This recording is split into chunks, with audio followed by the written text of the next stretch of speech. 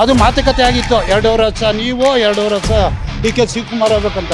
ಇವರು ದೇವರಾಜ ಥರ ದಾಖಲೆ ಮಾಡಬೇಕು ಅಂತ 3 ವರ್ಷ ಮಾಡಿದ್ರು. ಗ್ಯಾರಂಟಿ ಎಲ್ಲ ಕೊಡಬಾರ್ದಾಯ್ತು. ಗ್ಯಾರಂಟಿ ಇಲ್ಲ ಅಂದರೂ ಜನ ಈ ಬಸ್ಗಳಲ್ಲೆಲ್ಲ ಅವರು ಜನ ಏನು ಕೇಳಲಿಲ್ಲ. ಈ ಮತಕ್ಕೋಸ್ಕರ 2,000 ಕೊಟ್ಬಿಟ್ಟು ಮತಗಳು ಹಾಕ್ಸ್ಕೊಳ್ಳೋದು ನನಗೆ ಹಾಕು ಅಂತ ಆಮೇಲೆ ಬಂದಿದ್ದು. ಅವ್ರು ಇರುವಾಗ ಅದೆಲ್ಲ ಬಂದಿರಲಿಲ್ಲ. ಆಮೇಲೆ ಇವಾಗ ಲಾಸ್ ಆಗಿದೆ. ಅವ್ರಿಗೆಲ್ಲ ಡಿ ಎ ಕೊಟ್ಟಿಲ್ಲ, ಸರಿಯಾಗಿ ಸಂಬಳ ಬರ್ತಾ ಇಲ್ಲ, ದುಡ್ಡು ಇಸ್ಕೊಂಡು ಅವ್ರಿಗೂ ಹಾಕ್ತಾರೆ ಓಟು, ಇವ್ರಿಗೂ ಹಾಕ್ತಾರೆ. ಮೊದಲೆಲ್ಲ ಈ ದುಡ್ಡು ಕೊಟ್ಟು ಓಟ್ ಇರಲಿಲ್ಲ.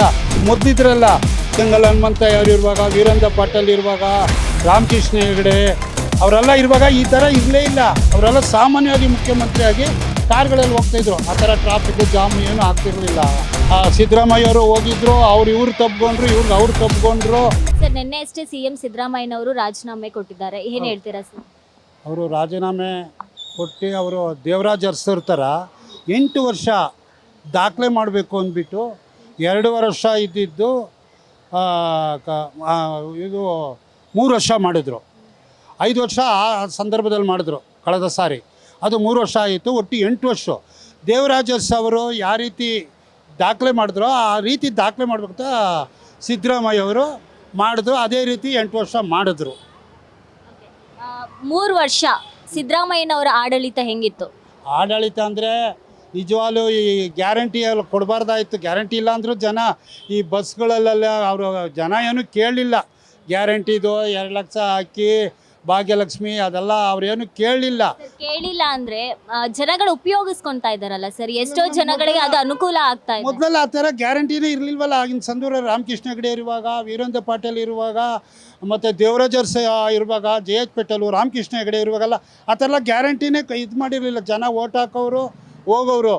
ನಮಗೆ ಆಮೇಲೆ ತಾನೇ ಈ ಮತಕ್ಕೋಸ್ಕರ 2,000 ಕೊಟ್ಬಿಟ್ಟು ಮತಗಳು ಹಾಕ್ಸ್ಕೊಳ್ಳೋದು ನನಗೆ ಹಾಕು ಅಂತ ಆಮೇಲೆ ಬಂದಿದ್ದು. ಅವ್ರು ಇರುವಾಗ ಅದೆಲ್ಲ ಬಂದಿರಲಿಲ್ಲ. ಪ್ರತಿಯೊಂದು ಮನೆಗಳಲ್ಲೂ ಹೆಣ್ಣು ಮಕ್ಕಳಿಗೆ 2,000 ರೂಪಾಯಿ ಏಜ್ ಆಗಿರುವಂಥವ್ರಿಗೆ 2,000 ರೂಪಾಯಿ ಕೊಡ್ತಾರೆ. ನೆಕ್ಸ್ಟ್ ಈಗ ಜನರಿಗೋಸ್ಕರ ಹೆಣ್ಣು ಮಕ್ಳಿಗೆ ಬಸ್ ಫ್ರೀ ಮಾಡಿಕೊಟ್ಟಿದ್ದಾರೆ. ಇದೆಲ್ಲ ಅನುಕೂಲನೇ ಅಂತ ಹೇಳ್ಬೋದು.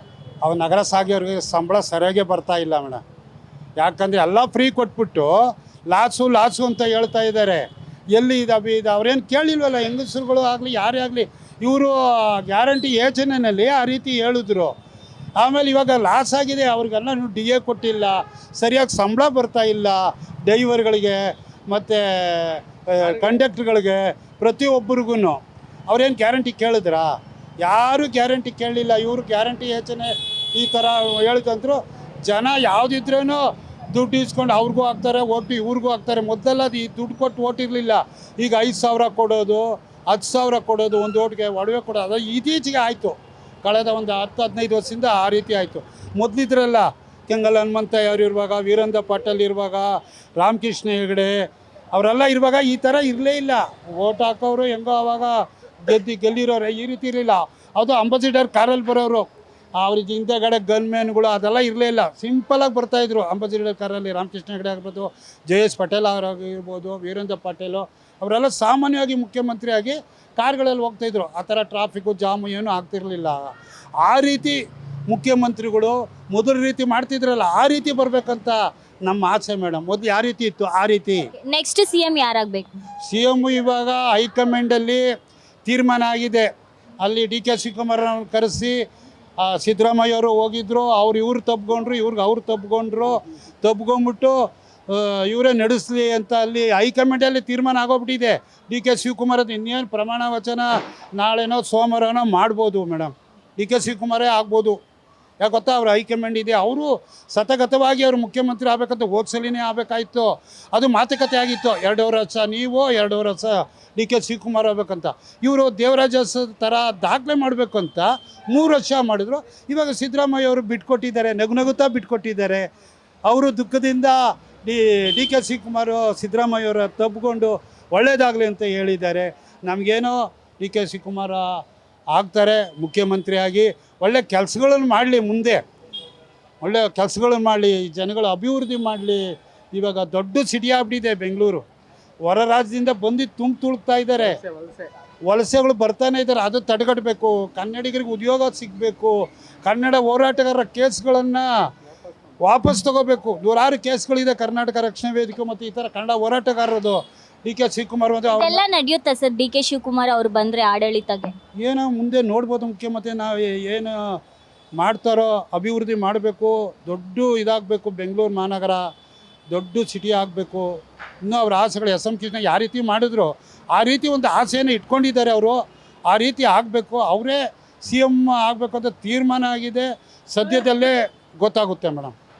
8 ವರ್ಷ ಅವರು ಅಧಿಕಾರ ನಡೆಸವ್ರೆ, ಚೆನ್ನಾಗೇ ನಡೆಸವ್ರೆ. ಅವ್ರೇನು ಕಂಡಮ್ ಆಗಿ ಏನು ನಡೆಸಿಲ್ಲ, ಚೆನ್ನಾಗೇ ನಡೆಸವ್ರೆ. ಆದರೆ ಹೈಕಮಾಂಡ್ ಈಗ ಸೌತ್ ಇಂಡಿಯಾದಲ್ಲಿ ಆಗಿರೋ ಚೇಂಜಸ್ ಮೇಲೆ ಡಿಪೆಂಡ್ ಆಗಿ ಎಲ್ಲ ಹೊಸಬ್ರು ಘಟಾನುಘಟಿಗಳು 4 ಜನ 4 ಸ್ಟೇಟರು, ವೆಸ್ಟ್ ಬೆಂಗಾಲು, ಕೇರಳ, ತಮಿಳ್ನಾಡು, ಈ ಕರ್ನಾಟಕ ಸೇರಿದ್ರೆ 4 ಸ್ಟೇಟರು ಘಟಾನುಘಟಿ ಭಾಳ ಹಳೆ ಮುಖ್ಯಮಂತ್ರಿಗಳು ರಾಜೀನಾಮೆ ಕೊಟ್ಟಿರೋ ನಿದರ್ಶನ ಇರೋದ್ರಿಂದ ಎಲ್ಲ ಹೊಸ ರಕ್ತ. ತಮಿಳ್ನಾಡು, ಇವನ್ ಕೇರಳ ಎಲ್ಲ ಹೊಸಬ್ರು ಬಂದಿರೋದ್ರಿಂದ ಕಾಂಗ್ರೆಸ್ ಹೈಕಮಾಂಡ್ ಡಿಸೈಡ್ ಮಾಡೈತೆ ಹೊಸಬ್ರಿಗೆ ಅವಕಾಶ ಕೊಡೋಕ್ಕೆ. ನಾವು ದೇಶಾದ್ಯಂತ ನಾವು ಒಂದು ಆಂದೋಲನ, ಒಂದು ಕಾರ್ಯಕ್ರಮ ಹಮ್ಮಿಕೊಂಡಿದ್ದೀವಿ. ಅದ್ರ ಪ್ರಕಾರ ಈಗ ನೀವು 8 ವರ್ಷ ಆಗೈತೆ, ಬಿಟ್ಕೊಡಿ, ಹೊಸಬ್ರಿಗೆ ಒಂದು ಅವಕಾಶ ಕೊಡಿ ಅಂತ ಹೈಕಮಾಂಡ್ ಸಲಹೆ ಮಾಡವ್ರೆ. ಅವರು ಅದನ್ನು ಒಪ್ಕೊಂಡು ಈಗ ಇವರು ರಾಜೀನಾಮೆ ಕೊಟ್ಟವ್ರೆ. ಈ DK ಸಾಹೇಬರು ಬರ್ತಾವ್ರೆ. ಈಗ ಅವರು ಯಾವ ರೀತಿ ಸರ್ಕಾರ ನಡೆಸ್ತಾರೆ ಅನ್ನೋದ್ರ ಮೇಲೆ ಈ ಸರ್ಕಾರದ ಭವಿಷ್ಯ ನಿಂತೈತೆ. ಈಗ ಒಂದು ವೇಳೆ ಡಿ ಕೆ ಶಿವಕುಮಾರ್ ಅವರು CM ಆದ್ರೆ ಮುಂದಿನ ರಾಜ್ಯದಲ್ಲಿ ಮುಂದಿನ ಬೆಳವಣಿಗೆಗಳಲ್ಲಿ ಗೂಂಡಾಗಿರಿ ಜಾಸ್ತಿ ಆಗುತ್ತೆ ಅಂತ ಒಂದಷ್ಟು ಜನ ಹೇಳ್ತಾರೆ. ಏನ್ ಹೇಳ್ತೀರಾ ಸರ್? ಆ ರೀತಿ ಆಗಕ್ಕೆ ಸಾಧ್ಯ ಇಲ್ಲ. ಅವ್ರಿಗೂ ಜವಾಬ್ದಾರಿ ಇದೆ.